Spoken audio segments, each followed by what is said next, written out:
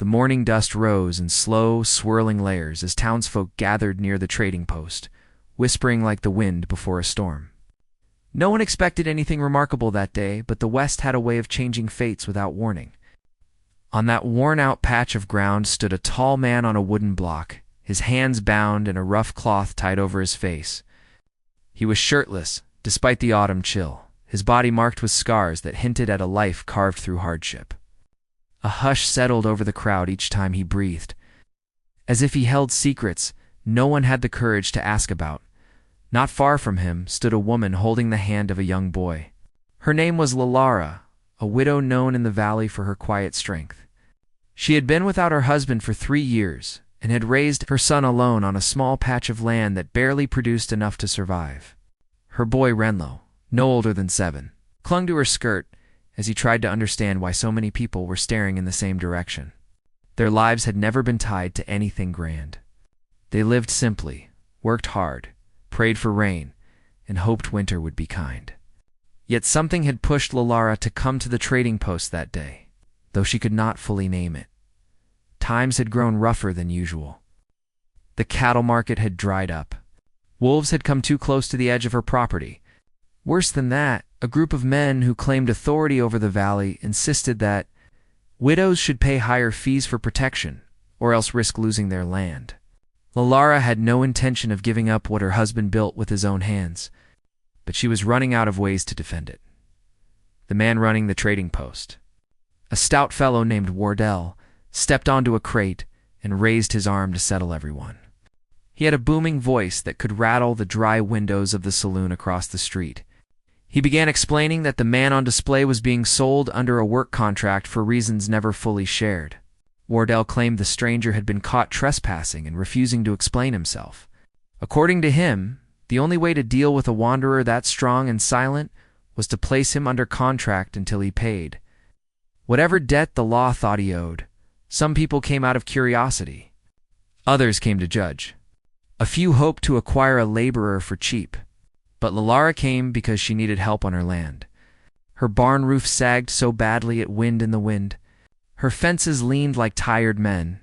Her crops were thinning, and she knew one woman and one child could not keep everything standing through another season. She had saved a small amount of money after cutting expenses for weeks. It was barely enough to buy seed. Yet here she stood considering something far more unpredictable. Renlo tugged on her sleeve and whispered, asking why the man's face was covered. Lalara did not know. No one explained whether it was to shame him, calm him, or protect others from whatever danger he might bring. She studied the stranger carefully. His body carried silent power, not the empty kind of men who boasted loudly at the saloon, but the kind shaped by survival and solitude. Something in the way he stood on that wooden block told her he was not broken. He was simply waiting. Wardell announced the price. The crowd grumbled. A few men stepped back, saying the stranger looked too unpredictable. Others mocked the idea of bringing a nameless wanderer into their homes. Lalara felt her stomach twist. Buying a contract worker was not something she'd ever imagined doing. It felt wrong. It felt desperate. Yet she could not ignore the danger pressing on her life. Without help, she would lose everything her boy depended on. Renlo whispered again, saying the man looked strong enough to fix their barn. She almost smiled, because even in fear, children saw hope where adults saw threats. A man nearby scoffed loudly and said the stranger was probably trouble waiting to happen. Another warned Lalara that a widow living alone should not bring such a man to her home. But their words came from fear, not truth. She looked again at the bound man. Something inside her refused to turn away. When Wardell called for bids, no one answered at first. Silence stretched until it scraped at the nerves of everyone present. Renlo squeezed Lalara's hand and looked up with wide eyes full of innocence and trust. Lalara breathed deeply, her heart pounding. Then she lifted her chin and raised her hand. The crowd turned to stare at her as if she had spoken a forbidden word. Wardell blinked in surprise before repeating her offer loudly. When no one challenged the bid, he slammed his stamp on the paper and declared the man's contract sold to the widow. Gasps rippled through the courtyard. Some shook their heads. Others whispered. Renlo, unaware of the weight of her decision, simply looked relieved. Wardell stepped forward and untied the rope that held the stranger's wrists. Lalara waited as he lowered the man from the wooden block. The dust rose around them as his feet touched the ground. He pulled air into his lungs like someone who had been holding it for too long. Then Wardell removed the cloth from his face, and the crowd froze. The man's eyes were dark, sharp, and filled with quiet fire. His features carried the unmistakable strength and pride of the Apache people. A murmur rose instantly among the onlookers. Fear, prejudice, and superstition washed through them like a cold wave. Some backed away. Others glared. Wardell himself hesitated, knowing what the discovery meant. Lalara's breath caught. She had not imagined this. She had not known. She had not prepared for the weight of such a choice. But Renlo held her hand tighter, sensing her fear. The Apache man lowered his gaze briefly, studying the woman and child who now held his fate. There was no fear in his expression, no anger, only quiet determination. So if he had already decided something the moment their paths crossed. Wardell pulled Lalara aside and warned her in a low voice that she had made a risky choice, saying bringing an Apache into her home could stir trouble with the men who already targeted her land. He said she should reconsider before taking the man away. But Lalara stood firm and shook her head. She had made her decision. And something about the Apache's steady presence told her she had not made a mistake. The man stepped closer, standing tall and silent in front of her. The air between them tightened, as if the world paused to see what would happen next. Lalara swallowed and opened her mouth, ready to speak her first words to the stranger who now belonged to her contract. But before she could say anything, the Apache man looked past her toward the far end of the street, his expression sharpening. His eyes narrowed with a warning she did not yet understand. Lalara followed his gaze. Dust was rising fast on the horizon. Riders were approaching, the kind of riders who never brought peace with them. And the Apache man, bound only moments ago, straightened as if preparing for a storm he had expected all along. The wind shifted. Renlo held his mother's hand tighter than ever, and everything in Lalara's life began to change in that silent moment. Before the riders arrived, the sound of approaching riders spread. Across the dry air, like a warning drum. Lalara felt her heartbeat quicken as she saw the dust cloud rising beyond the far buildings. Renlo pressed his small body close to her leg, sensing danger without needing explanation. The Apache man stood still, but something shifted in him, quiet readiness that unsettled even the toughest men in the crowd. People began backing away, murmuring to each other in worried voices. It was clear that whoever was coming was not a friend of peace. Wardell swore under his breath, inched a move toward the entrance of the trading post. He muttered that trouble always came when the valley least needed it. Lalara tried to steady her breathing. She wanted to ask the Apache man what he saw, why he reacted before anyone else, but his gaze stayed locked on the horizon. His muscles tightened, not in fear but in recognition. That made it worse, because recognition meant history. And history in the West was never simple. Renlo tugged her sleeve and whispered, asking if they should go home.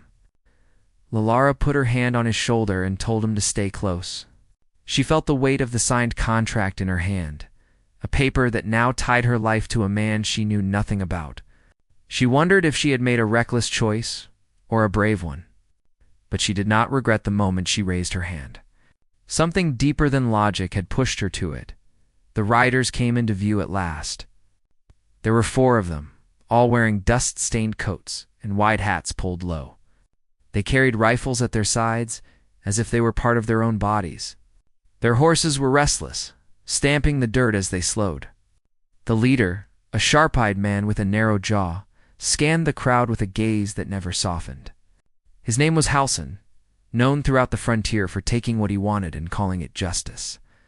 He was the kind of man widows learned to fear, because his type preyed on the weak parts of life, always ready to claim land or power from those who had. Little protection? Halson stopped his horse and leaned forward in the saddle. His voice carried strong and cold as he asked Wardell if the stranger had been sold. Wardell straightened his vest, clearly nervous but trying not to show it. He said the contract had been settled moments earlier. Halston's eyes slid toward Lalara, and the look he gave her made her want to hide Renlo behind her, though she forced herself not to move. She refused to show fear. Halston asked who bought the man. When Wardell answered that the widow had made the purchase, the leader's grin formed slowly, the kind of grin that turned guts to ice. He commented on how unusual it was for a woman alone to take in a worker she had never met. He spoke as if the entire valley were his to judge. His men laughed under their breath. Lalara felt heat rise in her chest. But before she could speak, the Apache man stepped forward. His presence silenced the mocking tones instantly. Halston shifted his gaze to him and smirked. He asked Wardell why the man was unmasked, saying Apaches were not meant to be given freedom so easily. The stranger stared back without flinching. His eyes held no apology. Wardell tried to calm both sides, saying the sale went through legal process and the man was under Lalara's authority now. He hoped that would settle the matter, but Halston had no interest in rules. He swung off his horse and walked around the Apache as if inspecting livestock. He commented that the stranger looked too strong to calm. It was too dangerous to simply hand over to a widow. Renlo huddled closer to his mother. Lalara placed her hand on his head to reassure him. The Apache man did not move or speak. His silence was as sharp as a blade, and Halston seemed irritated by it. He asked the man his name. The stranger gave no answer. Halston pushed further, saying only cowards hid behind silence. Lalara saw something flash in the Apache's eyes, but he stayed still. She admired that control, though she did not understand the fire behind it. Wardell tried again to intervene, suggesting the riders move along and stop causing worry. Halston stepped back reluctantly but said he would be watching. He warned Lalara that trouble often followed men like the one she had bought. His tone carried a clear threat. She stood tall with Renlo at her side and said her affairs were none of his business. The boldness in her voice surprised even her. Halston's grin faded. He mounted his horse and rode away, followed by his men. The dust they kicked up lingered like the taste of danger. The crowd slowly dispersed. People avoided looking at Lalara, afraid her choice had tied her fate to something unstoppable. Wardell walked up to her with hesitation. He told her to be cautious and said he hoped the man she had bought would not bring trouble to her door. Lalara could only nod. She did not have time for second thoughts. The Apache man stood quietly, waiting. Lalara tried to speak, unsure how to begin. She told him she needed help on her land and hoped he would work honestly. She said she had signed the contract in good faith, and she expected the same. The man listened without blinking. When she finished, he simply nodded once. She asked for his name. This time, after a long pause, he answered. His voice was deep and calm when he said Talon. The name felt carved from stone, strong and sharp. Lalara repeated it softly. Renlo tried saying it too, his voice small but curious. Talon looked at the boy and then at the woman. Lalara sensed a strange distance in him, as if he carried a world on his shoulders that no one else could see. Something in his eyes held old wounds, the kind not written on skin but in the soul. She wondered what life he had lived before ending up on that wooden block. She wondered if Talon's silence came from pain or pride. They began their quiet walk home as the valley wind shifted. Renlo asked simple questions, like why Talon did not speak much, and if he liked horses. Talon did not respond. Lalara told her son to give him time. She noticed Talon walking slightly behind them, watching their surroundings more than the path ahead. He seemed alert to sounds ordinary men ignored. The rustle of tall grass, the snap of a twig, the distant cry of a hawk. These things drew his attention as if they carried meaning. The road to their homestead stretched across dry grass and scattered stones. Lalara hoped the place would not seem too small or too broken in his eyes. She could not offer luxury, only honesty and hard work. When they reached the fence line, Talon paused and scanned the hills behind them. Lalara wondered if he felt they were being followed. She turned, but nothing moved except wind pushing dust along the ground. Her cabin stood modest but sturdy. The roof needed repairs. The barn needed new beams. The chicken pen creaked like an old man. Renlo ran ahead, welcoming Talon with excitement that broke Lalara's tension. She told the boy to wait until they settled things. Talon moved slowly, inspecting the land with a gaze that read every weakness and every risk. She invited him inside the cabin. Talon stepped over the threshold but stayed near the doorway, as if unsure whether he belonged inside someone else's home. Lalara tried to explain the chores she needed help with. Her voice wavered slightly. She felt the weight of responsibility, not only for herself and Renlo, but now for this man who came from a world far from hers. Talon listened silently, then stepped back outside. He walked around the property with purpose. Lalara followed at a distance, watching him study the sagging fences, the leaning barn posts, the dry garden bed. He crouched and touched the soil with his fingers, testing its texture. When he stood again, he glanced toward the distant hills, his jaw tightening. Lalara asked if something was wrong. Talon did not answer right away. Instead, he said quietly that the land carried the scent of men who had passed through recently, men who did not belong there. Lalara felt her stomach drop. She asked if the riders from town had come near her home before. Talon did not say yes or no, but the look in his eyes was enough to worry her. The sun lowered behind the ridge. Shadows stretched long across the land, and a chill moved through the air. Talon walked to the barn without waiting for instruction and began examining the damaged beams. Lalara watched him, unsure whether to feel relieved or unsettled. Renlo played nearby, calling out for Talon to come see a stone he found, but the Apache man did not respond. His attention stayed fixed on the barn, as if it held answers to questions he had not spoken. When darkness approached, Lalara lit the lanterns. She called Talon inside to eat, but he stayed outside, staring toward the hills once more. He finally stepped forward and said in a low voice that danger was near. Lalara felt her breath catch. She asked what he meant, but he only said he had seen signs she could not see. Renlo, half asleep, clung to her side.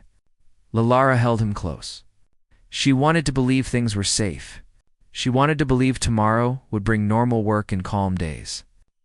But the look in Talon's eyes told her the truth. She tried to ignore something was coming for them, and Talon was the only one who knew how close it already was. If you want, I can continue with the 1,200-word build-up toward the climax, the ending, or create 9 cinematic image prompts and thumbnail prompts for the story. That night, the wind scraped at the shutters as if it wanted to come inside. Lalara lay awake on the small bed she shared with Renlo, listening to the sounds outside. Every creak of the cabin, every distant howl made her think of Talon standing somewhere in the dark. He had insisted on keeping watch, saying the land felt restless.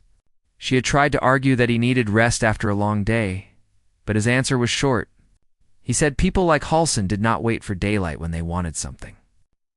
There was no arguing with that.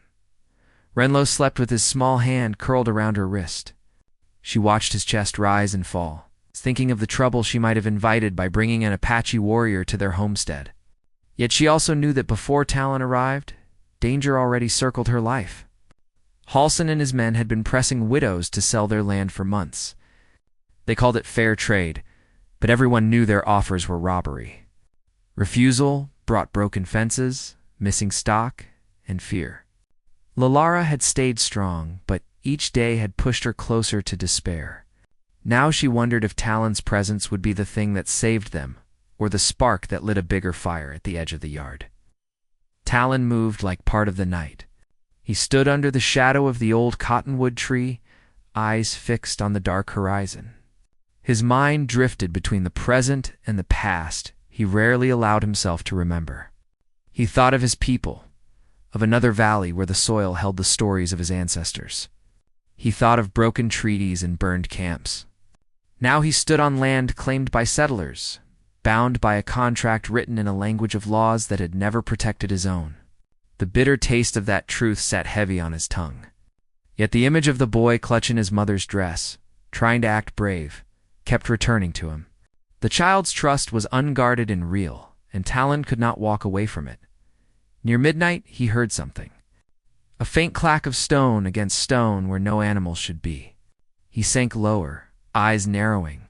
Two figures moved along the far fence line, silhouettes against the starlit sky. They crouched near a post, working at something. Talon watched in silence, studying the way they moved, the way they paused to listen. These were not strangers wandering by chance. They were men who knew how to slip through darkness. Talon gripped the knife at his belt, one of the few possessions he still claimed as his own. He did not rush in. Instead, he moved in a wide circle, ghosting through shadow until he came near enough to hear low voices. They were cutting the fence. One joked about driving the cattle off before sunup, blaming wolves in the morning. The other laughed and said Halsin would be pleased when the widow came begging for help. The words confirmed what Talon already suspected. This was no simple act of theft. It was part of a plan to weaken Lalara until she gave up her land. Rage stirred in him, but he pushed it down. Anger could not guide his hand. Careful choices had kept him alive this long. He stepped from the darkness without a sound. The men did not see him until he spoke. His voice was low and steady as he told them to drop the wire and leave. Startled, they spun around, knives flashing. For a long, tense moment, no one moved. Talon's stance told them he would not back away. The taller worker snarled that they were only following orders. He warned Talon that Halsin would not be pleased. Talon did not respond. The silence made the men uneasy. After a few heartbeats, they backed away, cursing under their breath. They promised this would not be the end of it. Talon watched them until they vanished into the night, then fixed the fence with quick, practiced hands. At sunrise, Lalara found him still outside, eyes reddened from lack of sleep. She carried a tin mug of coffee toward him.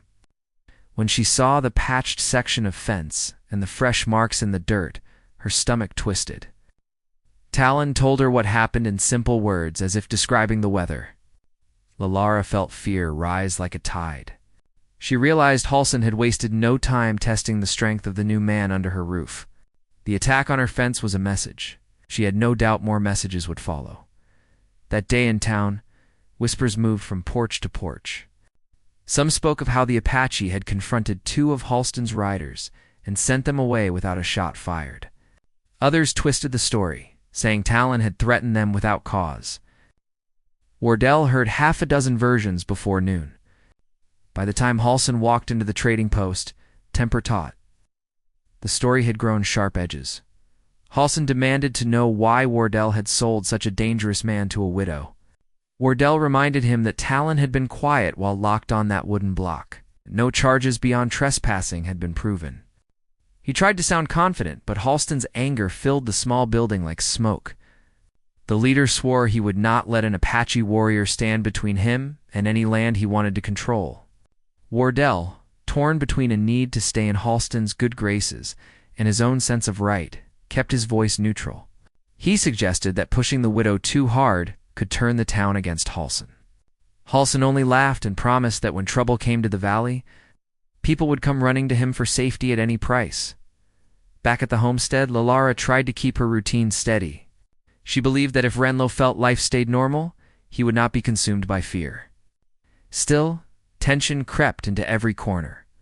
She jumped at sudden sounds, scanned the horizon more often, and checked the doors twice before nightfall.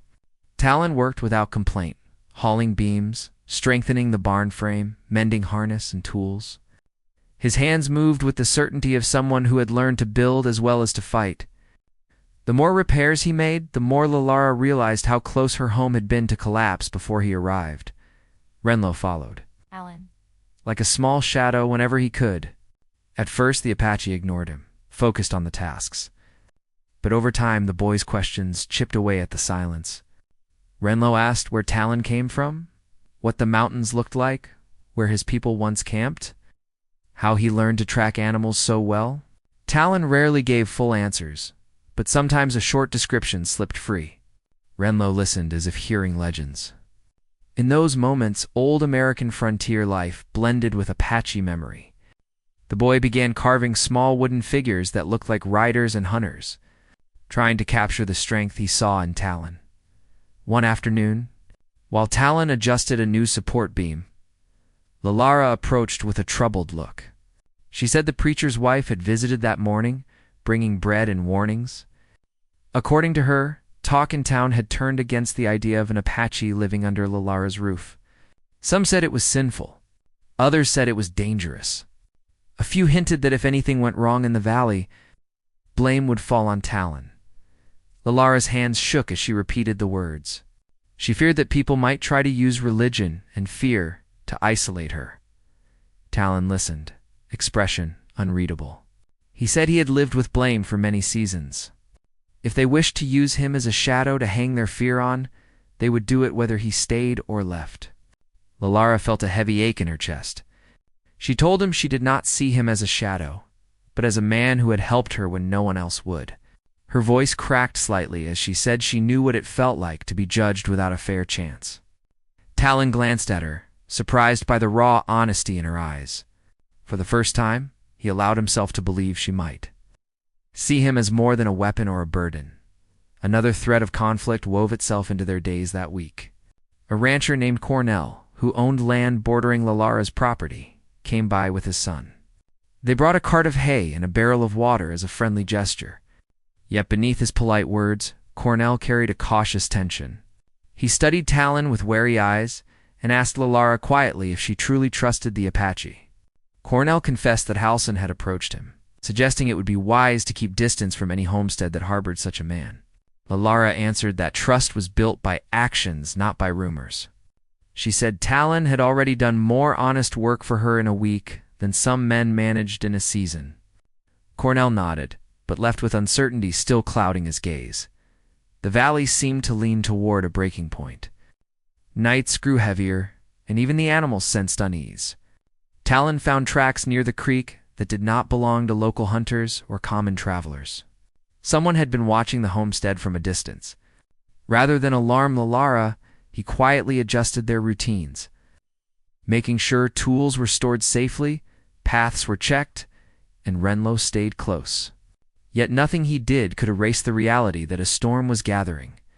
One evening, as the sun bled red along the ridge, a distant gunshot echoed across the open land. Lalara froze on the porch, heart pounding. Talon's head snapped up, eyes narrowing as he judged the direction and distance. Renlo ran to the doorway, asking if it was hunters. Talon shook his head once. The sound had come from the road leading between town and the homestead. It carried the sharp ring of a warning rather than a simple shot at game. Lalara's mouth went dry. She thought of Halson, of his promise that he would not let an Apache stand in his way. She thought of the men who had tried to cut her fence, of the whispers in town, of Cornell's uneasy expression. The valley felt smaller than ever.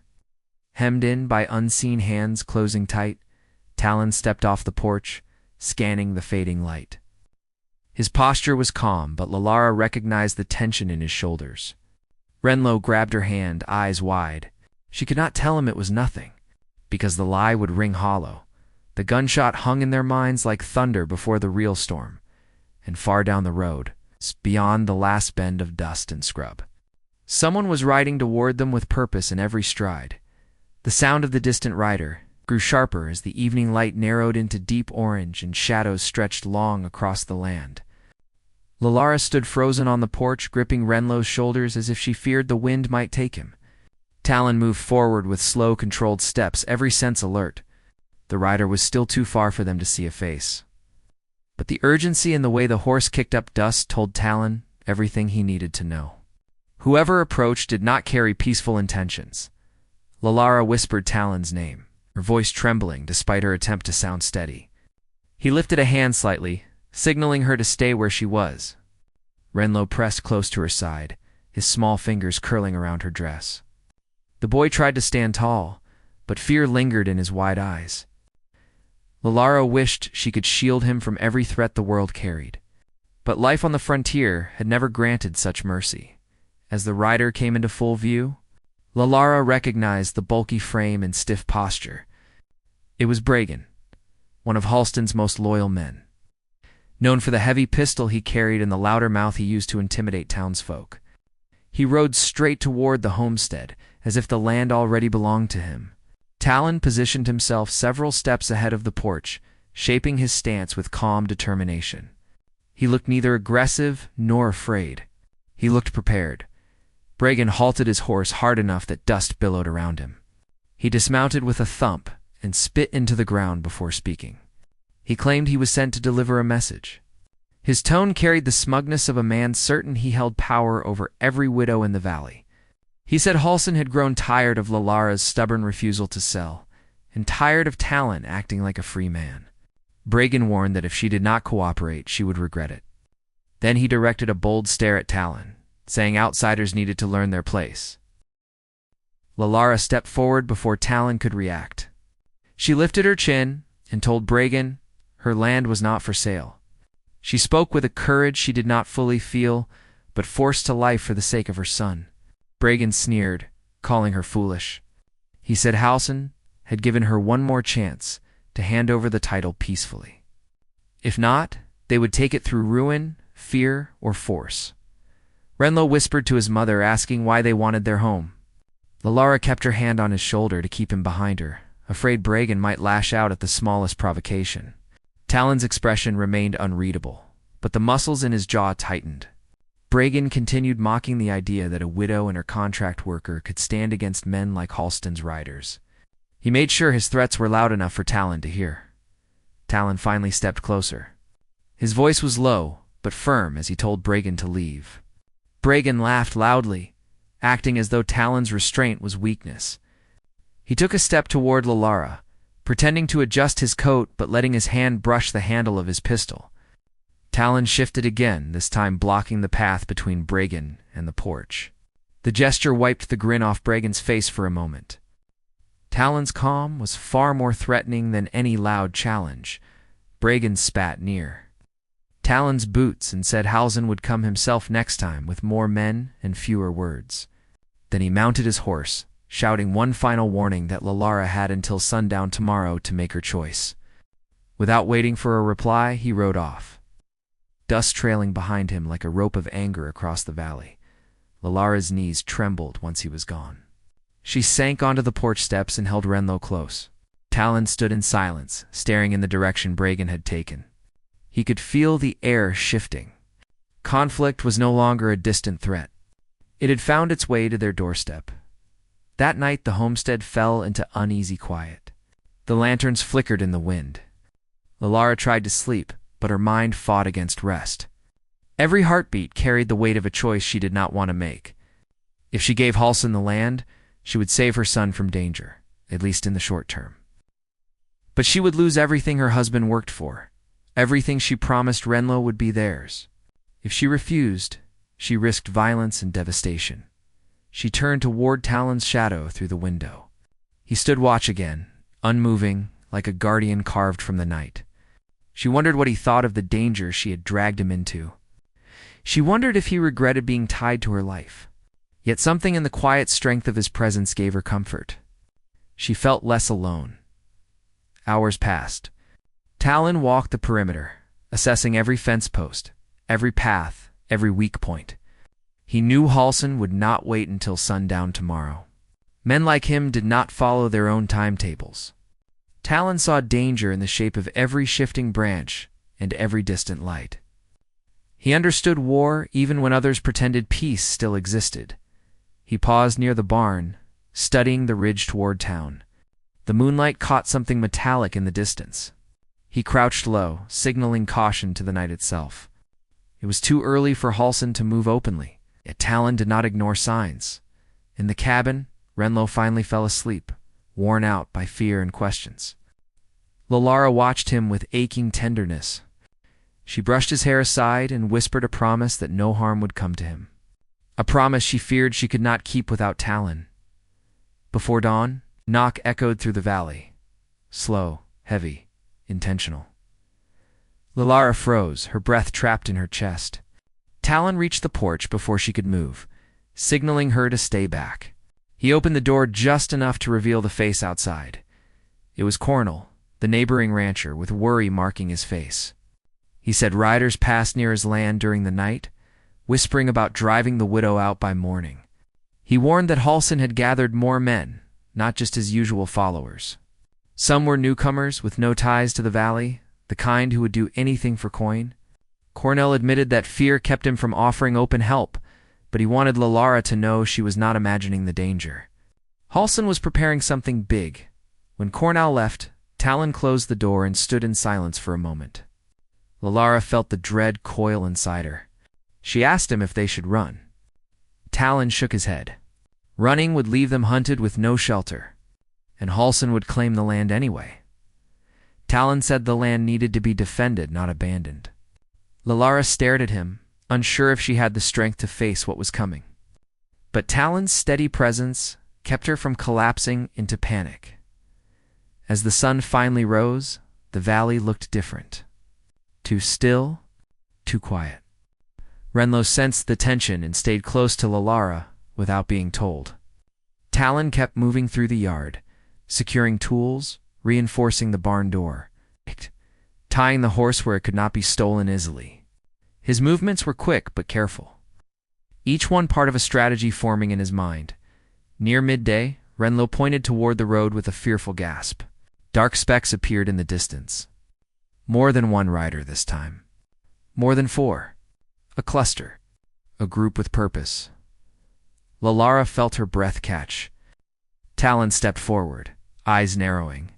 He counted the shapes and recognized Halston's posture even before the man came into clear view. The riders moved with certainty, as if the valley had already bowed to them. Talon turned to Lalara and Renlo. His gaze held no fear, only resolve. He said Halsin had come for a fight, not a bargain. He said the moment Lalara refused to bow, she became a threat to Halston's control. And men who hunger for control do not tolerate defiance. The riders drew closer. Dust rose behind them like a storm wall. Halsin rode in front, face twisted with triumph and rage. His men followed, rifles resting across saddles. Lalara held Renlo's hand, heart pounding hard enough to hurt. She whispered a prayer. Talon moved to stand between them and the oncoming danger. Hands steady, shoulders squared. The riders reached the edge of the property line and stopped. Halsin lifted his arm and signaled his men to spread out, circling like wolves preparing to close in. Lalara felt the world shrink around her. The land her husband built, the land she fought to keep, was now the center of a brewing storm. Talon stepped forward. Halsin smirked, raising his rifle slightly, ready for the confrontation he'd been waiting for. The air grew tight. The moment threatened to snap, everything was now seconds away from breaking into chaos. The moment Halsin raised his rifle, time seemed to stretch into a long, painful breath. Lalara felt Renlo trembling against her side. She wrapped her arm around him, refusing to let fear pull her away from him. Talon stood in front of them like a stone wall carved from quiet strength. His stance alone sent a shiver of uncertainty through Halston's men. Yet Halsin himself looked hungry for the fight. He'd been pushing toward for weeks. Halsin called out that the land no longer belonged to Lalara. He claimed she had broken valley law by refusing protection, and that he was there to make things right. His words tried to sound official, but they rang empty in the open air.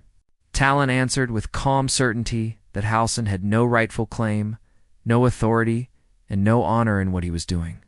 The calmness in his voice gave Lalara strength she did not know she still had. Halsin sneered and told Talon to step aside. He said a man with no citizenship, no standing, and no people had no place making demands. Talon did not move. Instead, he stepped closer, placing himself in full view of every rider. His presence was not loud, but it held weight, like the earth grounding beneath him. Renlo whispered Talon's name in a worried tone. But Talon glanced back with a look that reassured the boy more than any promise could. Halston's patience snapped. He ordered 3 of his men to seize Lalara. The riders kicked their horses forward, but Talon acted faster than any of them expected. He moved with precision, disarming the first rider and sending him tumbling to the dirt with a single strike. The second lunged, raising his pistol, but Talon caught his arm and twisted until the weapon fell. The third hesitated just long enough for Talon to send him crashing into the side of the fence with a force that knocked the wind out of him. Halston's eyes widened in disbelief. He raised his rifle fully, pointing it at Talon's chest. Lalara gasped and screamed for him to stop. Talon turned slowly toward Halsin, his expression steady. Halsin shouted that one more step would end everything. Talon raised his hand slightly, not in surrender, but in a silent warning. The standoff stretched tight as a pulled rope. Before Halsin could fire, several distant riders appeared on the ridge. Their silhouettes moved fast, coming from the direction of town. Lalara held her breath, fearing reinforcements for Halsin. But as the figures came closer, she recognized Cornell in front, followed by 4 other valley men who had long grown tired of Halston's behavior. Behind them rode Preacher Dallin, holding a hunting rifle across his chest despite his frail age. They rode straight toward the tension without hesitation. Halsin cursed as the group circled the homestead. Cornell called out that the valley had witnessed enough of Halston's threats. He said several townsfolk heard that Halsin planned to burn Lalara out of her home and take her land through fear. Preacher Dallin added that God did not give land to the wicked and that justice had its place even in the roughest soil. Wardell himself had followed on foot, breathless and red-faced, shouting that he had seen Halston's men preparing weapons in the night. Halston's confidence began to crack. He tried to claim he was only protecting the valley from danger, pointing at Talon with accusation. But Cornell shook his head firmly and said the only danger here was Halston's greed. One of Halston's own men shifted uncomfortably, lowering his rifle. Another slowly backed his horse away, no longer eager to fight a losing cause. Lalara stepped forward, voice steady, though her heart still pounded hard. She told the crowd what Halsin had done, how he sent men to cut her fence, how he tried to force her into fear, and how he planned to take the land her husband built. She spoke with honesty and pain, and the valley men listened with understanding rather than judgment. Renlo squeezed her hand. Proud of his mother in a way he could not express with words, cornered at last. Halsin looked around for support, but his men had begun drifting away. None wanted to stand alone beside him. His defiance crumbled, replaced by boiling anger. With a frustrated shout, he turned his horse sharply and rode away from the homestead, leaving dust swirling behind him.